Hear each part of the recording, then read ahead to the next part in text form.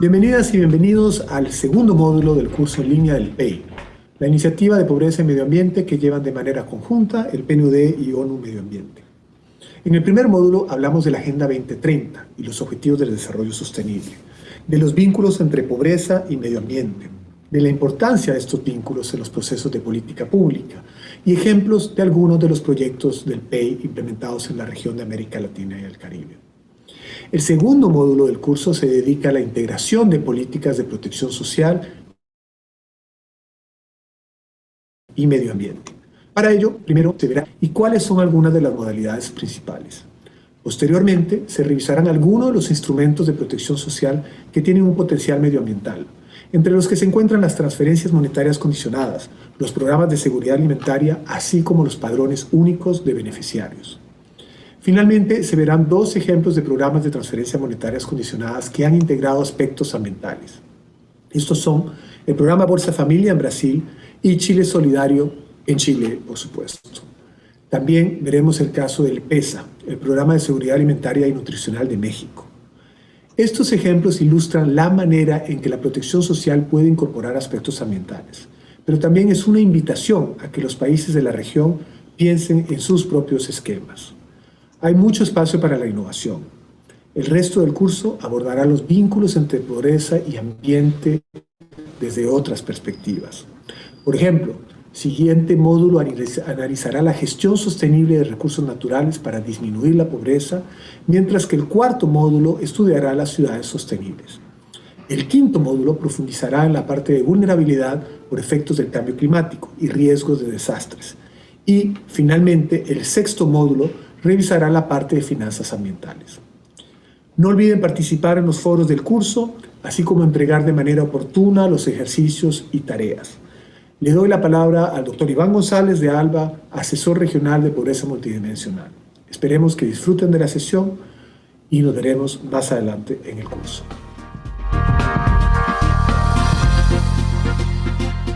Muy bien, muchas gracias de nuevo a Richard por sus amables palabras en el video, y bienvenidos y bienvenidas todos y todas al segundo webinar y al segundo curso que estamos haciendo ahora en PEI.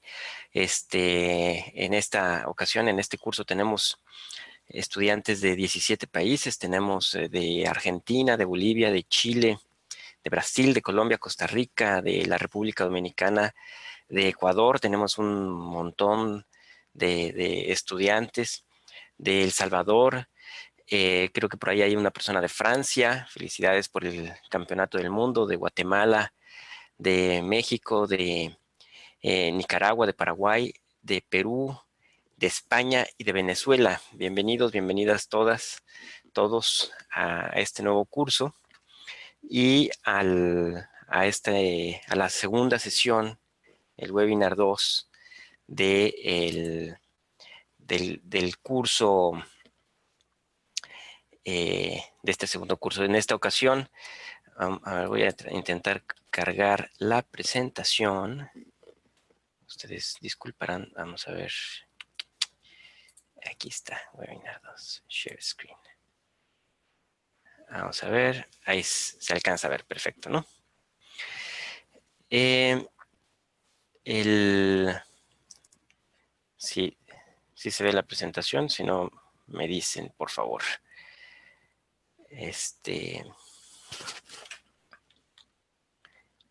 hecho, déjenme ver. Ya. Muy bien. En esta ocasión, a ver, chat dice, sí se ve, perfecto, muchas gracias. De Dominicana, así es. Muy bien, pues en esta ocasión vamos a revisar la integración de consideraciones ambientales en las políticas de protección social. Y pues básicamente, bueno, quisiera hacer brevemente un resumen de lo que vieron en la sesión anterior con Gonzalo. Probablemente no exactamente lo que vieron con Gonzalo, no un resumen tal vez 100% pegado a lo que vieron, pero sí un poco retomar el asunto de la Agenda 2030, es una agenda para el desarrollo a partir de 2015 y que viene a sustituir los, la, la agenda de los ODS. Y digamos, muy brevemente, pues sabemos que hay una serie de diferencias en términos de la agenda 2030. No es únicamente un asunto de que es una agenda más extensa, más ambiciosa, en donde pasamos de 8 a 17 objetivos, de 21 metas a 169 y de 60 a más de 200 indicadores. Esta es una agenda en donde una de las principales características es la importancia del balance entre los tres pilares del desarrollo sostenible, que es la parte económica, la ambiental y la social. Todo esto seguramente lo vieron con Gonzalo. Y muy rápidamente los tres principios de la Agenda 2030. Uno de ellos es el de la universalidad, que es una de las grandes diferencias con los ODM, en donde mientras la agenda de desarrollo del milenio era una agenda para los países en vías de desarrollo, esta Agenda 2030 es una agenda para todo el mundo. Y eso implica no solamente que es una agenda para los países en desarrollo y los países desarrollados, sino no es únicamente una agenda de los gobiernos, es también del sector privado, de la sociedad civil, de las universidades. En fin, todo el mundo tenemos un rol que jugar en esta Agenda 2030. La parte de la integración, que es justamente lo que ya nos referíamos sobre el balance entre la parte económica, la ambiental y la social, y el no dejar a nadie atrás, que es, entre otras cosas, eh, bueno, también es una de las grandes diferencias con la Agenda para el Desarrollo anterior, en donde una de las grandes críticas que se hacían era que se quedaba mucho en reducir, eh, por ejemplo, reducir la pobreza a la mitad, y siempre y cuando en promedio se hubiera reducido la pobreza a la mitad, no importaba que aquellos que se quedaran rezagados fueran los que se quedaban siempre rezagados. Y la idea de la Agenda 2030 es llegar a todo el mundo, que todo el mundo se beneficie del progreso, y para ello, pues entre otras cosas, implica una enorme revolución de datos para poder desagregar los datos a diferentes niveles. Ya entrando un poco en la materia de lo que del webinar del día de hoy, pues está el asunto de la protección social. Y digamos, si bien es claro que el tema de protección social está muy, muy claramente en el objetivo número 1, principalmente en la meta 1.3, que dice poner en práctica a nivel nacional sistemas y medidas apropiadas de protección social para todos y lograr una amplia cobertura de los pobres y los vulnerables. El resto del objetivo número 1 también tiene cosas interesantes. Por ejemplo, dice hombres y mujeres pobres y vulnerables con los mismos derechos y acceso a los recursos naturales. Es un poco más amplia esta meta, pero aquí ya estamos empezando a ver la parte ambiental también. Y por otro lado, el 1.5, que dice fomentar la resiliencia de los pobres y vulnerables, reducir su exposición y vulnerabilidad a los fenómenos extremos relacionados con el clima y otras crisis y desastres económicos, sociales y ambientales. Y de nuevo aquí vemos un poco que el motivo de este webinar, que es la parte de las consideraciones ambientales en políticas de protección social, cómo empiezan a vislumbrarse, a vincularse a partir de la Agenda 2030. Pero digamos, la protección social en los ODS, pues está en muchos más, ¿no? Está, por ejemplo, en el 3.8, para la parte de lograr la cobertura sanitaria universal, eh, la parte de riesgos de servicios de salud, esenciales, en fin, en el objetivo número 5, en la meta 5.4, la parte de, equidad de género, reconocer y valorar los cuidados no remunerados y el trabajo doméstico no remunerado. La meta 8.5, lograr el empleo pleno y productivo y garantizar un trabajo decente para todos los hombres y mujeres, etcétera, ¿no? Y en el 10.4, por ejemplo, adoptar políticas, en especial fiscales, salariales y de protección social. Es decir, y digamos, esta es una pequeña muestra. Si nos vamos al resto de la Agenda 2030, podemos encontrar en varios lugares cómo podríamos hacer una vinculación con mecanismos de protección social que podrían implementarse o ambientales que podrían tener componentes sociales importantes, ¿no? Desde la clase, perdón, desde el curso pasado que hicimos del PEI, era sobre la incorporación de variables ambientales a medidas de pobreza multidimensional. Y hablábamos en ese curso de que había al menos cuatro vínculos muy claros entre pobreza y medio ambiente. Entre ellos están pues, la dependencia de los recursos naturales, principalmente en las zonas rurales. Muchas personas viven de la explotación de los recursos naturales, entonces la naturaleza como medio de vida. Está también la parte de los efectos en la salud por la contaminación. Está también la parte de la vulnerabilidad ante choques climáticos, que es muy claro pues en muchos países de nuestra región, con los problemas de huracanes, por ejemplo.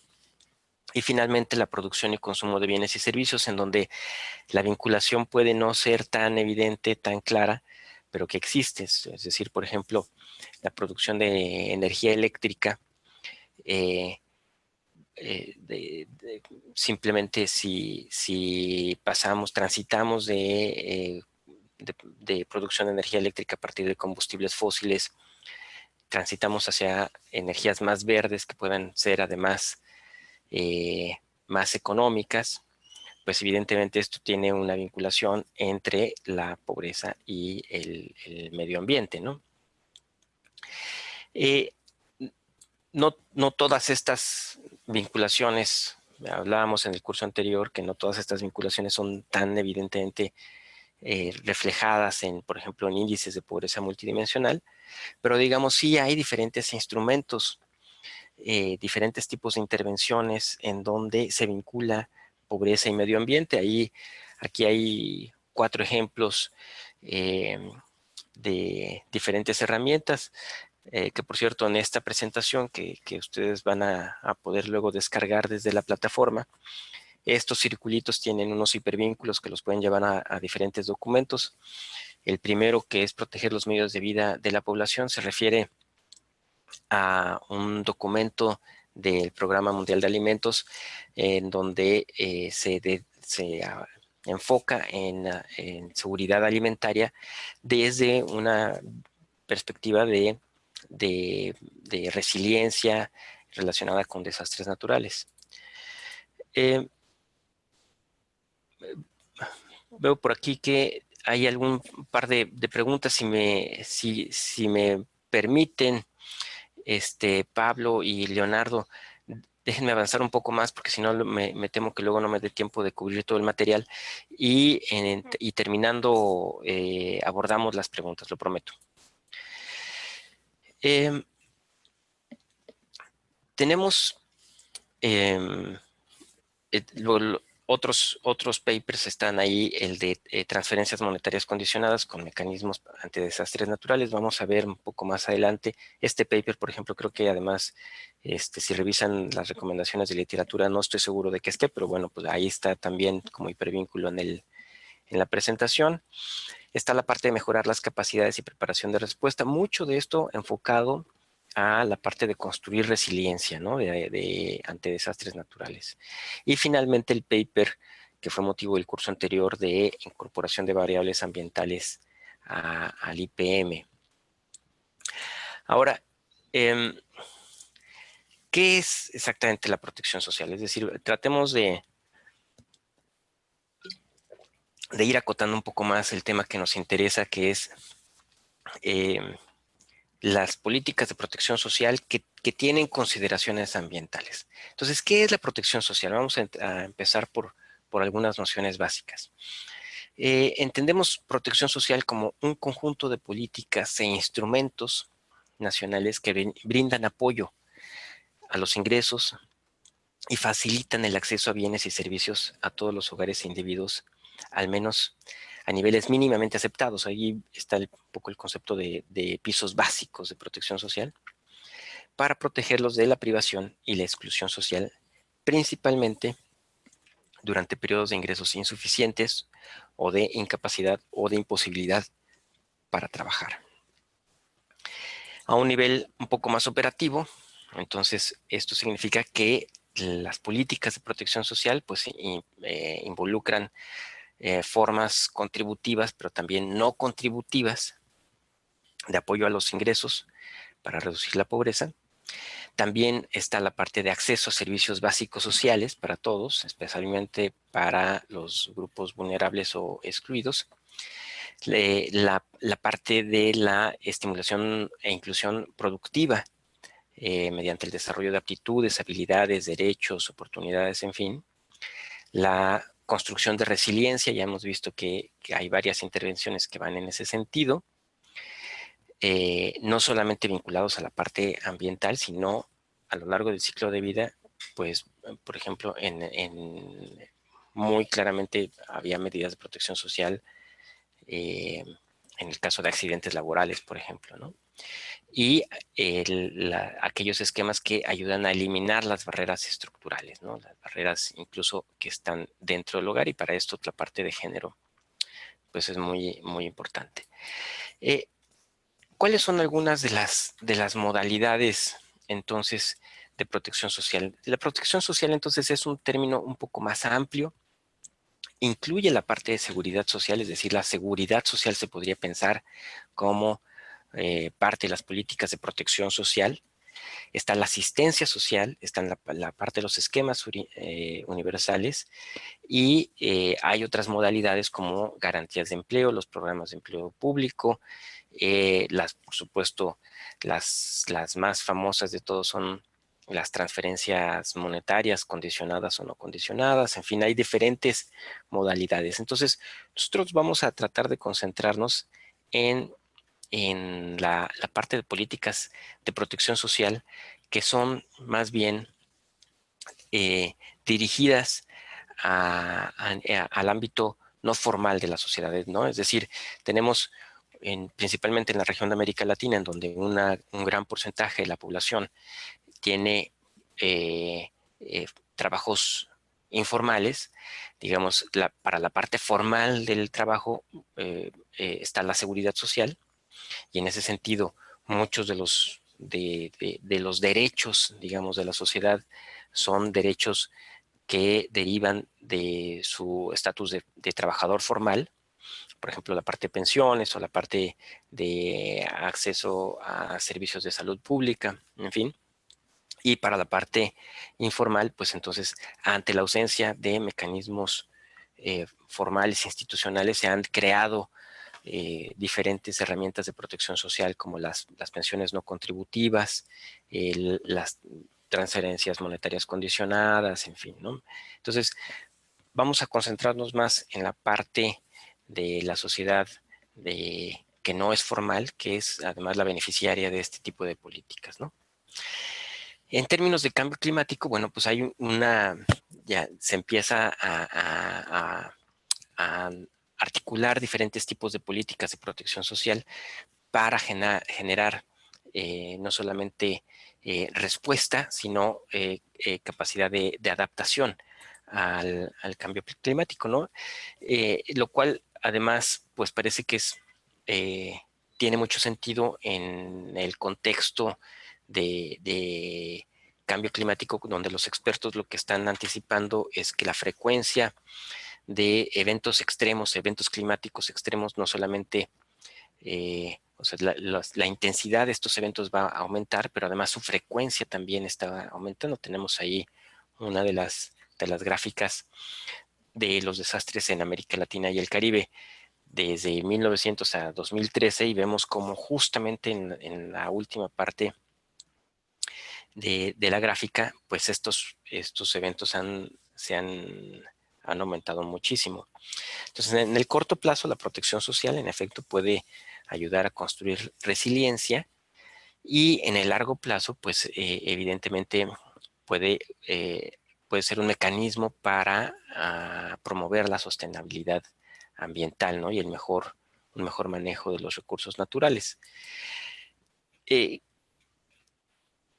Digamos, a partir de esto se empieza a construir una noción de protección social basada en el riesgo o informada en riesgo, que dice que podría ser como la protección social que tiene la reducción del riesgo como uno de sus objetivos clave y que considera el riesgo en su diseño e implementación y puede optimizar los recursos escasos e impedir la reversión del capital social y natural debido a cambios en el medio ambiente, ¿no? Entonces ya hay una parte de la protección social que empieza a ser desarrollada conceptual y teóricamente a partir de los riesgos ambientales. ¿Cuáles son algunas de las herramientas o de los componentes, de las modalidades más bien, de, de políticas de protección social que pueden tener elementos ambientales? Pues muy claras están las transferencias monetarias, las condicionadas y no condicionadas, que digamos para quien no está familiarizado con el tema, son por ejemplo en estas políticas a partir de que desde finales de los años 90 se empezaron a popularizar en México, en Brasil, en aquel entonces se llamaba Prospera, eh, Progresa, perdón, ahora se llama Prospera, antes se llamó Oportunidades, le han cambiado tantas veces el nombre que ya luego se me olvida cómo se llama actualmente. Progresa se llamaba originalmente, luego cambió Oportunidades, ahora Prospera, quién sabe la nueva administración cómo le vaya a llamar a este programa, pero en donde se le entrega un beneficio, digamos, un beneficio monetario a las familias que están en condiciones de pobreza, digamos la condicionalidad es pues que haya cierta corresponsabilidad, ¿no? Es decir, en el caso de Prospera es que los niños vayan a la escuela, que atiendan, los lleven de manera periódica a los centros de salud, en fin, que atiendan ciertas pláticas, este tipo de cosas, ¿no? Y hay también transferencias monetarias que son no condicionadas, es decir, que simplemente se les otorga el dinero, eh, pues como una parte del apoyo que el Estado puede brindar a personas en condiciones de pobreza, ¿no? Vamos a ver en algún ejemplo cómo la parte no condicionada puede funcionar, hacer sentido en casos, por ejemplo, de desastres en donde lo que quieres es que la gente no caiga de cierto umbral de bienestar en donde hay una situación crítica de emergencia y digamos, las transferencias monetarias no condicionadas pueden tener sentido. Está también la parte de trabajo público o de empleo temporal, en donde, digamos, aquí el Estado lo que tiene son políticas en donde, por ejemplo, les da un salario mínimo o la mitad de un salario mínimo a personas para trabajos temporales.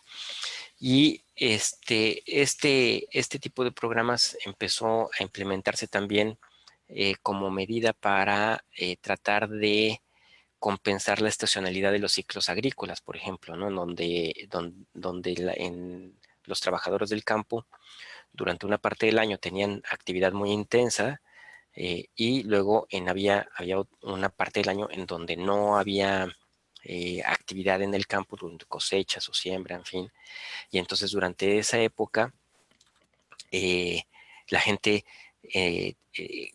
caía en pobreza muy fácil por la falta de ingresos en los hogares. Entonces, los gobiernos pensaron en mecanismos para tener empleos temporales para trabajadores agrícolas, en que empezaran a hacer, por ejemplo, obras públicas, ¿no?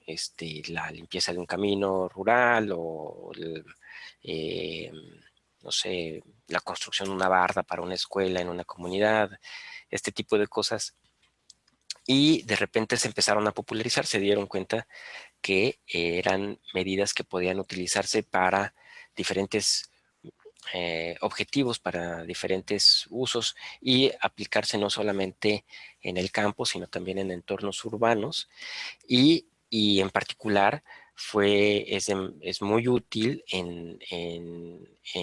digamos, como complemento de políticas ambientales. Por ejemplo, si uno lo que quiere es hacer brechas cortafuego o en fin, algún tipo de obras, o directamente en la atención de un desastre natural para limpieza de escombros, limpieza de caminos, en fin, llegan a ser muy útiles estas políticas.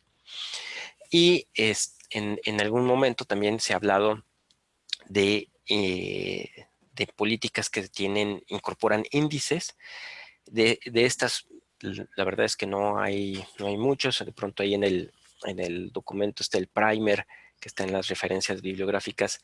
Se hablan de algunas políticas en donde ya incorporan medidas, por ejemplo, en donde a partir de si la temperatura excede de ciertos grados por cierto número de días, entonces ya se considera en automático como sequía, y se otorgan ciertos apoyos a la sociedad. O si la lluvia en, eh, aumenta, o, digamos, de cierto nivel, entonces se considera que ya es un nivel de desastre, y eso genera en automático el beneficio de ciertos programas sociales, ¿no? Parece que en República Dominicana es en donde ya se empiezan a implementar este tipo de políticas. No son tan populares en el resto de la región. Y hablando justamente de República Dominicana, está la parte de los registros únicos de beneficiarios, en donde pueden ser muy útiles, ¿no? Es decir, en el caso de República Dominicana, tienen el SIUBEN, que es esta base de datos del Registro Único de Beneficiarios de los Programas Sociales, en donde tienen el índice de calidad de vida, digamos que es un índice para hacer la selección de los beneficiarios de ciertos programas sociales, pero además se desarrolló el índice de vulnerabilidad ante choques climáticos, que considera 3 elementos: la parte de las características de la vivienda, la parte de ingreso y la cercanía a focos de peligro, de manera que en el caso de desastres, y ya se ha aprobado este índice con los huracanes del año pasado, por ejemplo, el Estado tiene una capacidad de respuesta mucho más acelerada, en donde digamos, al tener ya identificadas personas, familias que están en cierto tipo de asentamientos, en cierto lugar, en fin, ya se tienen identificadas su ubicación geográfica, nombre, apellido, en fin. En caso de un desastre como un huracán, por ejemplo, ni siquiera es necesario ir a hacer un levantamiento de daños, un censo de daños, simplemente ya se sabe cómo reaccionar. Y digamos, hay otros registros únicos de beneficiarios, como en Honduras, el CENIS, en Colombia, el CISBEN, en México, el CIFODEM, podría haber otros ejemplos de la región, que pueden empezar a incorporar medidas también de políticas ambientales a partir de sus registros únicos de beneficiarios. Entonces, creo que es importante tenerlos en mente. Muy rápidamente, antes de que pasemos a las preguntas, ver algunos ejemplos. Richard, en el video introductorio de este webinar, hablaba de algunos ejemplos. Al final decidí no utilizar todos esos ejemplos, pero sí vamos a ver algunos que son muy interesantes para mí, que me parece que ilustran muy bien la diversidad de lo que hay actualmente o de lo que ha habido en la región. Y evidentemente uno de los principales pues es Bolsa Verde en Brasil, que es un mecanismo de transferencia monetaria condicionada, que digamos es a partir es como digamos el brazo ambiental para la conservación del medio ambiente de zonas protegidas del programa Bolsa Familia, en donde a familias que están en comunidades, eh, en comunidades dentro de zonas que se quieren proteger, se les da una transferencia monetaria y digamos la condicionalidad en este caso es que, eh, que estas comunidades tienen que cuidar el medio ambiente y evitar que se pierda la, el área vegetal, ¿no? Y digamos, ¿cómo hace el monitoreo el Estado? Pues simplemente toma unas fotos satelitales para ver que el área vegetal dentro de la influencia de esa comunidad se mantenga, ¿no?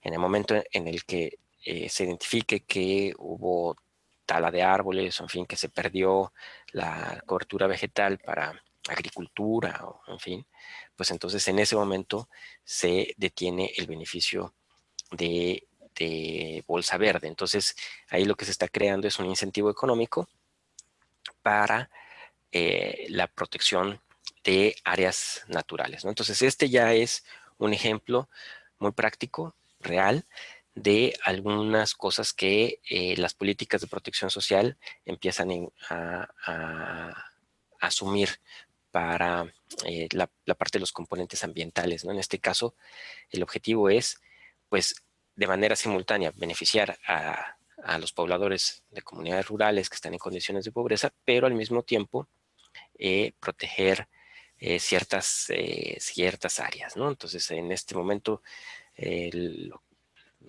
según el último informe, pues había 69 unidades de conservación en 849 asentamientos, ¿no? En Brasil.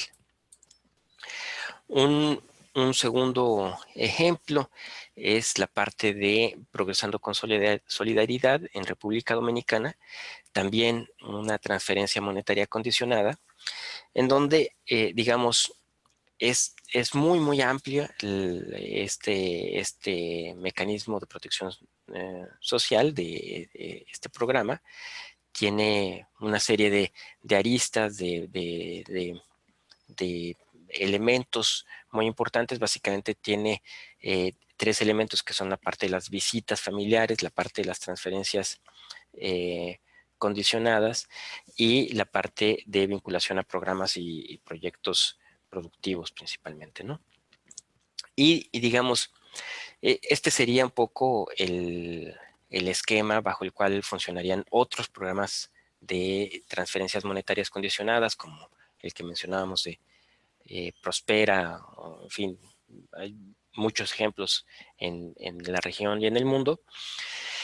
¿Y qué es cuál es la parte del componente ambiental? En este caso no es tanto la protección de una área natural, pero sí tiene una de las condicionalidades es el compromiso de los beneficiarios para ahorrar energía eléctrica y agua, reciclar los desechos que genera el hogar y asegurar un entorno libre de basura en el hábitat, ¿no? Entonces, digamos, muy enfocada a la parte de ahorro de energía y de manejo de desechos, pero en donde digamos, una política de protección social muy estándar, como es esta,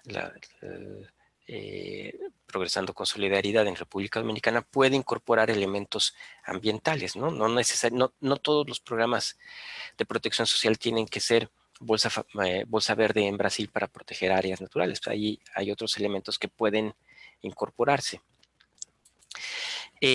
La parte de emergencias, que me parece, desde mi punto de vista, yo creo que es la que está más desarrollada en la región, donde es más fácil encontrar ejemplos. Por cierto, en el caso de República Dominicana también hay mecanismos en caso de desastres naturales en donde hay montos adicionales extraordinarios para atención a los beneficiarios, ¿no? Y en el caso digamos, quería poner como ejemplo el bono de emergencia en Ecuador, en donde también es una transferencia monetaria, en este caso es no condicionada, es en caso de emergencia, y digamos, se ha utilizado para diferentes motivos. En el 2012, por ejemplo, se otorgaron 3.600 bonos por inundaciones, y digamos, sí, ahí tiene una parte de, eh, de un ciclo, pues, de cómo se pueden activar estos beneficios, en donde hay una declaración de emergencia, eh, por parte de la presidencia, y luego a nivel cantonal, provincial, la evaluación de los hogares damnificados, la digitalización de bases de datos, ¿no? Y la validación con el registro civil, y luego finalmente el envío y el cobro del bono. Creo que digamos, estos esquemas son más o menos comunes en la región, y podrían beneficiarse de mecanismos como, por ejemplo, el que ya mencionábamos en República Dominicana, del IVAC, ¿no? Donde se podría acelerar un poco este proceso para llegar de manera más oportuna a las comunidades y a los beneficiarios. Finalmente, el programa de empleo temporal. Este es en el caso de México, en donde su objetivo es mitigar el impacto económico y social de las personas de 16 años de edad o más que vean disminuidos sus ingresos o patrimonio ocasionados por situaciones sociales y económicas adversas, entre ellos emergencias y desastres naturales, ¿no? No hay un solo ministerio responsable de este programa. De hecho, hasta donde yo tengo entendido, se articula por 3 ministerios: Medio Ambiente, Desarrollo Social y Comunicaciones y Transportes, y por ende puede tener diferentes eh, objetivos en ese sentido, ¿no? El beneficio es el 99% de un salario mínimo, y un beneficiario puede recibir hasta 132 días o jornales, digamos, de este beneficio, ¿no? Eh, eh, es, yo creo, que una de las políticas más recurridas en México en el caso de desastres, y no solamente para el caso de desastres naturales tipo inundaciones, eh, es decir, eventos climáticos, sino también el año pasado, a través de este programa se dieron 42.665 becas únicamente para Sedesol, la parte de desarrollo social. No son becas, son jornales. De hecho, no son jornales, son beneficiarios que recibieron jornales. No sé exactamente cuántos jornales cada uno de estos beneficiarios recibió, eh, para la remoción de escombros en viviendas afectadas por los sismos del año pasado, ¿no? Y en el caso de México hay otra batería de programas o de políticas que van dirigidos también, que tienen elementos ambientales, ¿no? El que decía Richard, que es el PESA, el Proyecto Estratégico de Seguridad Alimentaria en Zonas Rurales, eh, eh, que es, digamos, es otro tipo de enfoque. No son transferencias, sino más bien está más dirigido a la parte productiva. Prospera tiene también, así como en el caso de República Dominicana, Prospera también tiene un mecanismo de montos extraordinarios en caso de desastres naturales, e incluso se han implementado políticas, por ejemplo, en donde después de inundaciones o deslaves, en donde los enseres domésticos de un gran número de personas se pierden, se echan a perder por este tipo de desastres. Entonces se otorgan tarjetas prepagadas para compra de enseres domésticos, ¿no? Entonces hay diferentes modalidades que se pueden articular y se pueden dar de manera complementaria unas y otras, ¿no? Eh, ¿Cuáles son algunos de los retos y oportunidades, ya para cerrar la parte de la exposición e irnos a las preguntas? Pues creo que muy importante es la revisión de los criterios de selección, es decir, la focalización de los beneficiarios. Me parece que es importante, o sea, por ejemplo, en el caso de desastres, eh, muchas veces por querer reaccionar rápido con oportunidad para llegar a los beneficiarios, se pueden cometer muchos ejemplos estadísticos de tipo 1 y 2, ¿no? Es decir, darle el beneficio a quien no lo necesitaba y no darle el beneficio a quien sí lo necesitaba. Entonces, la parte de los criterios de selección me parece que es importante revisarla. A mí me parece que la experiencia de República Dominicana es como el ejemplo a seguir.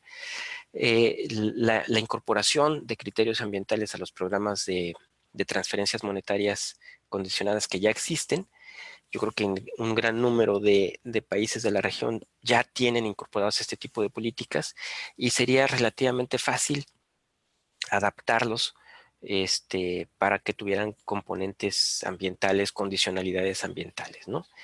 Eh, el- eh, Creo que hace falta también la parte de reforzar la parte de medios de vida, eh, aunque hay probablemente otras políticas, o sea, políticas, por ejemplo, de protección al ambiente que tienen un enfoque social, puede que ahí estén siendo más efectivas en esta área.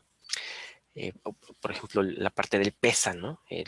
Este programa de seguridad alimentaria en México, y eh, empezar a vincular, tener una mayor vinculación entre las diferentes bases de datos. Creo que es muy importante poder ir complementando nuestras bases de datos con fuentes de información complementaria. Manejar cierta flexibilidad. Creo que hay espacio para la innovación en términos de las políticas de protección social. Por ejemplo, en muchas partes en África, muchos de los programas sociales no se entregan a partir de tarjetas de débito, como se hace en la región, lo, entre otras cosas porque, por ejemplo, en muchas partes en las zonas rurales no se aceptan, no hay un gran número de establecimientos que acepten que tengan la terminal punto de venta para recibir la tarjeta de débito como medio de pago. Y la solución en muchos casos ha sido, por ejemplo, hacer las transferencias a partir de celular. El celular parece que es un medio de pago, o sea, más bien el uso del celular se ha extendido muchísimo dentro de la región. Hay más líneas de teléfono celular que líneas fijas actualmente. La cobertura cada vez es mayor, en fin, y el celular se puede utilizar como medio de pago. Es una manera de hacer políticas de inclusión financiera mucho más fáciles que estar dando tarjetas de débito y tratar de distribuir terminales punto de venta, en fin.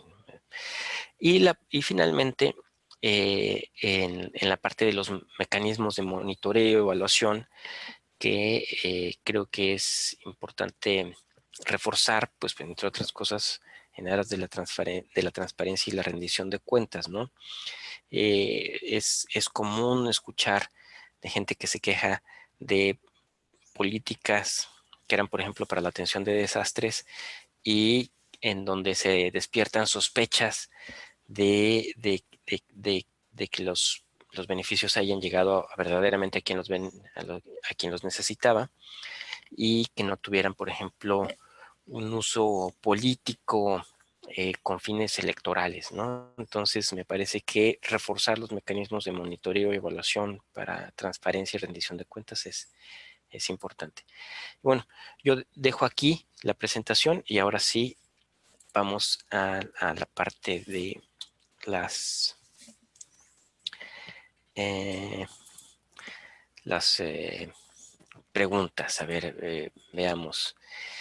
Dice, ahora sí, de los riesgos financieros tienen que ver con el ingreso de las familias. Eh, Esa es una de las primeras preguntas. Dice también Leonardo, en ese sentido, ¿por qué no vincular ODS 7 siendo la energía un motor de desarrollo? Claro, esto era en el contexto de la vinculación de los ODS con políticas de protección social, sí, yo creo que, digamos, lo que había mostrado ahí era una muestra únicamente de las de algunos de los ODS que se podían vincular o que tenían una vinculación muy directa. En la parte de la pregunta, ¿quién hace esta pregunta? Es Agustín. Los riesgos financieros tienen que ver con el ingreso de las familias. Yo diría que no entiendo muy bien o sea, más bien no estoy seguro del sentido en el que haces tu pregunta, pero digamos, una primera reacción que yo tendría es que sí, me parece que sí tienen que ver con el ingreso de las familias. De hecho, justamente pensando eh, en, en diferentes tipos de riesgos financieros, en donde los hogares pobres son generalmente los que tienen menos medios para protegerse ante choques financieros, ¿no? Es decir, por ejemplo, cuando viene una crisis económica que termina, no sé qué, donde hay una devaluación, donde hay, y luego se desata una crisis inflacionaria, hay un ajuste de precios, en fin, es mientras para, para, digamos, los sectores más ricos de la sociedad, en donde tienen una buena parte de sus activos ya estacionados en bienes físicos, por ejemplo, en propiedades. Esas propiedades se revalúan, digamos, en el momento en que hay un ajuste de precios se revalúan, pero para las personas en pobreza no es tan sencillo. Son generalmente las personas que se encuentran en condiciones de pobreza, son las que tienen menos capacidad para ajustar o para protegerse de riesgos financieros. Tenía un profesor en la universidad que decía que la inflación era un impuesto a la pobreza, porque, digamos, en el momento en el que aumentan los precios de manera generalizada, generalmente son los pobres los que no pueden eh, este, ajustar sus ingresos, por ejemplo, o proteger sus activos, y es una inflación del 100%, por ejemplo, pues es prácticamente una reducción de los ingresos a la mitad para personas que están en condiciones de pobreza. Entonces sí, no sé exactamente en qué sentido iba tu pregunta, pero digamos mi primera respuesta es sí, me parece que sí. Buenos días, Eduardo dice, muchas gracias Iván por la presentación. Tengo una duda, ¿podrían las transferencias monetarias condicionadas ser equivalentes al pago por servicios ambientales? Si no, ¿cuál es la diferencia? Sí, creo que va a haber otra sesión del webinar en donde va a haber, se va a hablar, en este caso quisimos enfocarnos mucho a la parte de políticas de protección social con elementos ambientales, pero creo que va a haber justamente una sesión, no sé si es la próxima o la siguiente, en donde se va a hablar de otro tipo de políticas, por ejemplo, las de eh, el pago por servicios ambientales, en donde me parece que hay muchos puntos de coincidencia y en efecto, así como tú lo planteas, mm, seguramente habrá diferencias y habría que estudiar casos específicos, pero sí me parece que en muchos casos los pagos por servicios ambientales pueden funcionar como alternativas a transferencias monetarias condicionadas, ¿no? De hecho, me da la impresión de que son dos caminos diferentes que nos podrían llevar a un mismo lugar. Por un lado, las políticas de protección social que incorporan elementos ambientales, o las políticas ambientales, digamos, que tienen componentes sociales, ¿no? Este, eh, digamos, no quisiera abundar mucho más en el tema, porque creo que el siguiente webinar, en el webinar en donde se vean los pagos por servicios ambientales, va a quedar mucho más claro. Entonces, es parte del curso, no se preocupe. Dice, para zonas urbanas habría experiencias identificadas con estas características. No sé exactamente a qué te refieras, Pablo, con esta pregunta. Si pudieras complementar un poco más y mientras voy leyendo alguna otra. Dice, comentario de Eduardo: en mi país, Colombia, los impactos por desastres ambientales son aquellos que por lo general están ubicados en zonas de riesgo, por ejemplo, laderas deforestadas y zonas cercanas a los cauces de los ríos. Esto puede darse por dos razones: una falta de planeación territorial y una falta de oportunidades de generación de ingresos. Por lo general, personas que habitan en zonas de laderas son personas que han sido desplazadas de sus territorios. Tienes toda la razón, Eduardo. De hecho, aquí hay varias cosas que es muy importante mencionar, que es, hay toda una escuela de pensamiento que dice que los desastres naturales no tienen nada de naturales, que son sociales en términos de que son creados justamente por este tipo de situaciones en donde por necesidad o por negligencia o por circunstancias, la gente se ubica en zonas en donde no debería, y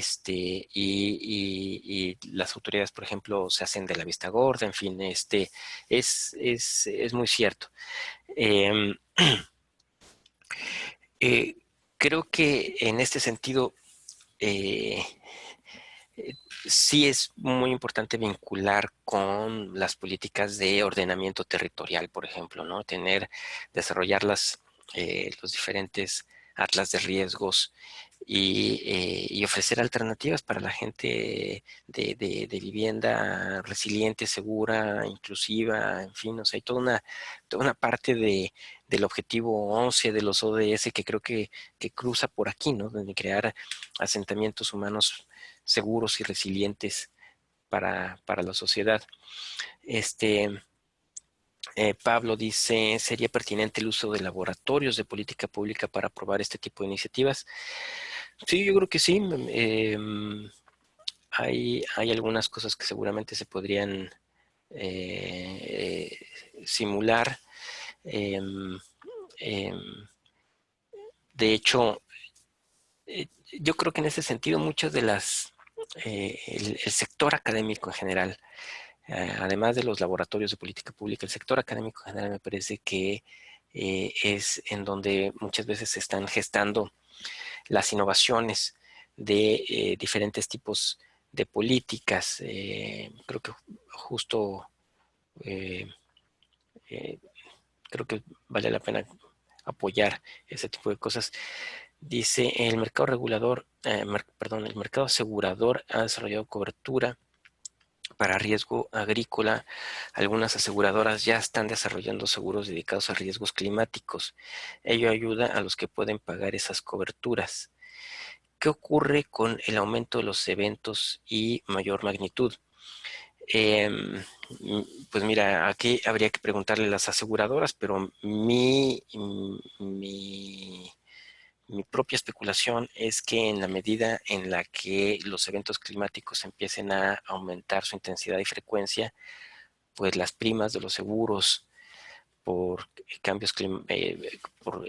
desastres climáticos, digamos, pues irán en aumento, ¿no? Es decir, las aseguradoras generalmente eh, hacen ese tipo de cosas eh, por, para ganar dinero también. Entonces, no es... eh, en la medida en la que estos eventos aumenten de frecuencia o intensidad, pues seguramente estas primas tenderán a incrementarse. Dice, la pregunta sobre el urbano tiene que ver con las principales experiencias reseñadas están más identificadas en el ámbito rural. Es cierto, muchos de los eventos, de las políticas que revisamos son para ámbitos rurales, Bolsa Verde, la parte del PESA, por ejemplo, pero sí hay una parte urbana, ¿no? Es decir, en gran medida, muchas de las políticas de transferencias monetarias condicionadas aplican en contextos urbanos, y justamente el ejemplo que puse de la parte de ahorro de energía y, y de manejo de residuos sólidos, me parece que es un buen ejemplo de cómo políticas de protección social, de transferencias monetarias condicionadas en entornos urbanos pueden incorporar aspectos ambientales, ¿no? Y justamente por eso es que decidí incorporar ese ejemplo. Y también para la parte de empleo temporal, si bien es cierto que las políticas de empleo temporal o de empleo público, como algunos le llaman en inglés, eh, surgieron a partir de la estacionalidad de los ciclos rurales productivos en el campo, actualmente se utilizan para muchos fines y, eh, eh, y se usan mucho en entornos urbanos. El ejemplo que di de la limpieza de escombros fueron básicamente en ciudades, ¿no? No es exactamente un desastre natural climático, el terremoto del año pasado en México, pero sí es ver cómo estos programas de empleo temporal tienen una aplicación urbana también, ¿no? No es únicamente rural. Déjenme ver, dice Edgar, dice, en temas de política pública veo la importancia fundamental de trabajar en normativa por parte del Estado para generar estos bonos o transferencias condicionadas al buen uso de suelo, evitar el riesgo antrópico o mejor aún el riesgo de cambio climático. Así es, Edgar, yo creo que en realidad hay mucho espacio para la innovación. Creo que hay áreas en donde todavía no se no se han explorado. Y de nuevo, a lo mejor si lo vemos desde la otra parte, desde la perspectiva de políticas ambientales, por ejemplo, la parte de pagos por servicios ambientales que tienen componentes sociales, a lo mejor por ahí encontramos más ejemplos de políticas para buen uso de suelo, por ejemplo, ¿no? Pero en efecto o sea, creo que una cosa no excluye a la otra, es decir, también podrían buscarse políticas de protección social, transferencias monetarias condicionadas que tuvieran este tipo de elementos. Dice Eduardo Villegas, muchas gracias, muy claro, a la orden. ¿Podría llegar el momento de no obtener cobertura para territorios con eventos consecutivos? La recuperación de los países después de desastres naturales se podría ver afectado. Eh, no entiendo muy bien el contexto de la pregunta, Ricardo. Este, yo creo que no sé si te refieres más bien a la parte de lo que estábamos hablando de los seguros. Eh, pues no lo sé, ahí vamos a... eh, mira, si quieres, para porque veo todavía varias preguntas acá, ¿por qué no compartes esta pregunta en la parte de los foros y a lo mejor ahí se puede desatar una, un debate interesante. De nuevo, Edgar dice, las políticas públicas deben basarse en un diagnóstico que sirva de manera inicial, primero estudiar los hechos con información estadística, cartográfica, incluso grupos focales.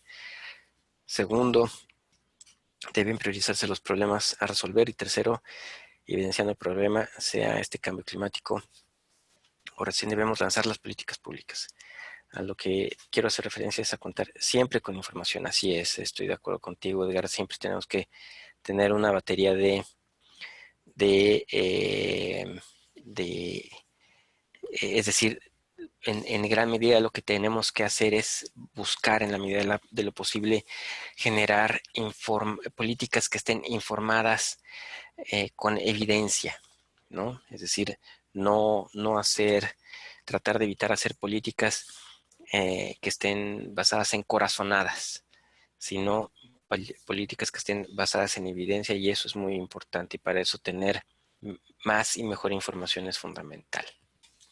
Dice Eduardo, algunos de los recicladores organizados de Bogotá hacen parte de la prestación de servicio público de aseo. Estoy casi convencido que esto podría ser una transferencia condicionada en lo urbano. Sí, yo creo que sí, podría explorarse probablemente por ahí.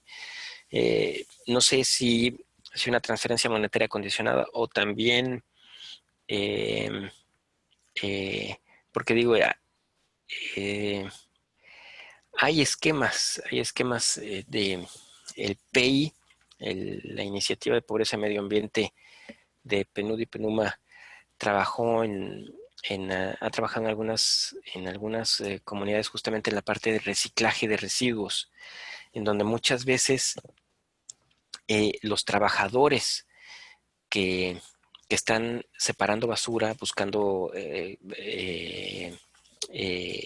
objetos para reciclar, pues evidentemente esto es un trabajo que tiene muy poco, o sea, tiene altos riesgos para la salud, es generalmente en muchos países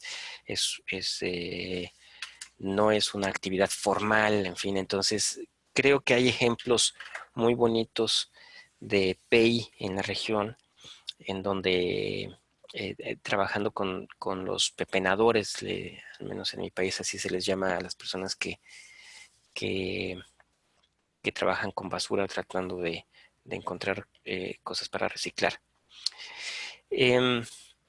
Finalmente dice Ronald, ¿qué elementos podrían considerarse desde la protección social el tema ambiental con sustancias químicas? ¿Cómo puede ser plaguicidas, por ejemplo? Sí, yo creo que hay toda una parte que se puede desarrollar desde la perspectiva de la protección social, no tanto enfocada a la atención de desastres. Por eso decía que me parece que la parte de atención de desastres es la más desarrollada en las regiones donde podemos encontrar más ejemplos. Y justo la parte de medios de vida eh, vinculadas al medio ambiente es un área en donde creo que se deberían de pensar más políticas. Y sí coincido en que muchas de estas, o sea, que habría que buscar esquemas para eh, pues tener mecanismos de políticas de producción agrícola que sean más orgánicos, en fin, ¿no? Veo acá en otra sección, en la parte de preguntas y respuestas, todo esto fue el chat. Está, Ronald, ¿cómo se podría vincular protección social desde el punto de vista ambiental? ¿Cuáles serían los mecanismos? Ah, bueno, es una pregunta de las 9:18, creo que estábamos iniciando el webinar, espero que el webinar haya respondido más o menos la pregunta, Ronald. Y acá también Edgar decía en tema de seguros de riesgos ambientales, normativa legal a partir del Estado o gobiernos en curso debe implementarse para atenuar problemas derivados ante riesgos. En Bolivia se tiene un seguro agrícola para daños con fenómenos climáticos del Niño, solo para citarlo como ejemplo. Sí, bueno, creo que ya habíamos hablado un poco de esto también, Edgar. Muchas gracias por los comentarios. Y aquí Leonardo Andrés está compartiendo informe donde trabajamos desde Chile el tema de pobreza energética como una dimensión más de la pobreza. Muchas gracias por compartir el documento. Le voy a dar clic para bajarlo. Pues si no hay más preguntas, entonces son las 10:04, nos excedimos 4 minutos más del tiempo que teníamos programado. Una pregunta ahí dice Ronald René, ¿cómo se puede acceder a la grabación del tema conversado el día de hoy? Sí, en cuanto termine este webinar, no sé si en el mismo día de hoy o un poco más adelante, pero muy pronto, nuestros colegas de Plan B, que son los que operan toda la plataforma de estos cursos en línea que estamos dando, subirán la tarde. Aquí dice, de hecho ya está la respuesta, dice sí, hoy por la tarde lo cargamos. Muy bien, perfecto. Muchas gracias a los colegas de Plan B por este apoyo. Pues si no hay más preguntas, entonces vamos a dar por concluido el webinar. No olviden, me sumo a la invitación que hacía Richard en el video de la mañana. Bueno, en la mañana sigue siendo mañana, pero al principio del webinar, en donde decía, por favor, no dejen de hacer sus tareas y participar en los foros de discusión. No dejen de hacerlo. Esperemos que sigan disfrutando el resto del curso. Lo que viene son temas bien interesantes también. Muchísimas gracias a todos los que estuvieron presentes y nos veremos más adelante. Hasta luego.